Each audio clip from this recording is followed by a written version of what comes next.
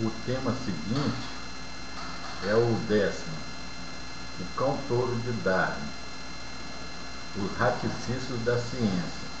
Não é artifícios não, é ratifício, de rato. Os ratifícios, o artifício dos ratos. Está nesse livro que é bom, mas ao qual tem críticas, rivalidades produtivas, disputas e brigas que impulsionaram a ciência e a tecnologia. É desse Michel White,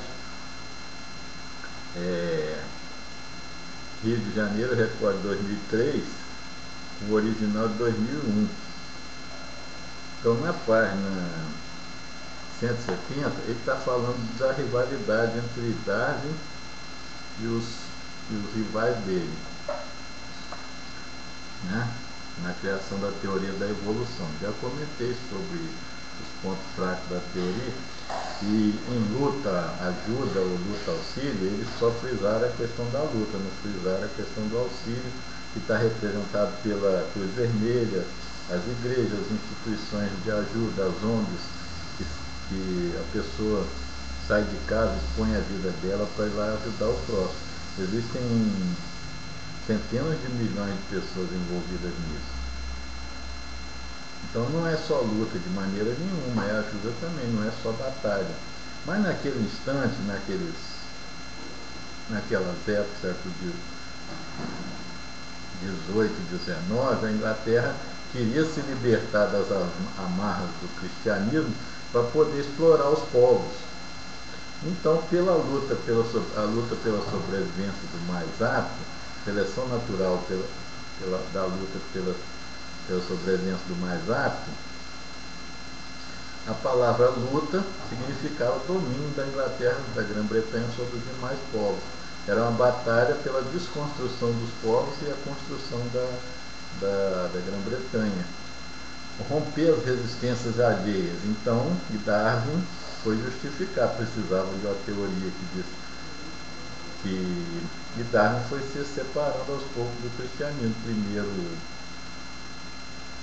ficou em dúvida, era cristão, ficou em dúvida, passou a ser agnóstico com a invenção da palavra por Huxley, e finalmente, a véspera da morte, se tornou ateu, segundo dizem. E Huxley era um adepto dele, foi o que inventou a palavra agnóstico. Existe até explicação nos livros sobre como ele chegou a esse agnosticismo. Eu próprio comecei como agnóstico, cristão, né, católico, passei agnóstico, depois passei ateu. E tendo achado as provas, deixei de ser ateu ou agnóstico e não tenho religião, mas gosto dos católicos. Foi meu berço de nascimento, e a minha análise aponta que são eles que, apesar de tudo, estão certos. Então, na página 170, Michel White diz assim: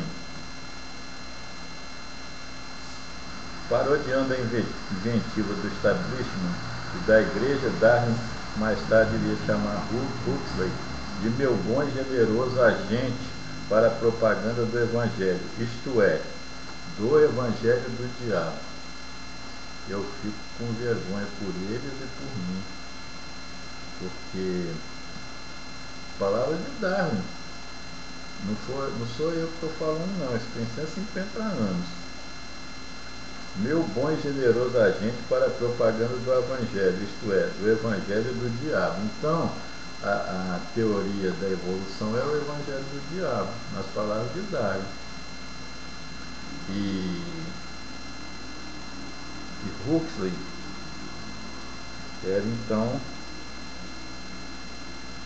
o profeta do diabo, porque se era aquele evangelho que estava sendo disseminado, ele era então um pastor, um profeta do diabo. Está posto aqui. Que? Tá bom, só um minuto, deixa eu terminar aqui. Pede para esperar só um minuto aí que eu já estou indo. Aí, então, veja só que não é ninguém falando, é o próprio Darwin. o iluminado da evolução, que propugnava a luta, falando isso. Ele está, e é o evangelho do diabo, a evolução, e Huxley é o cão touro de Darwin propagando o evangelho do diabo.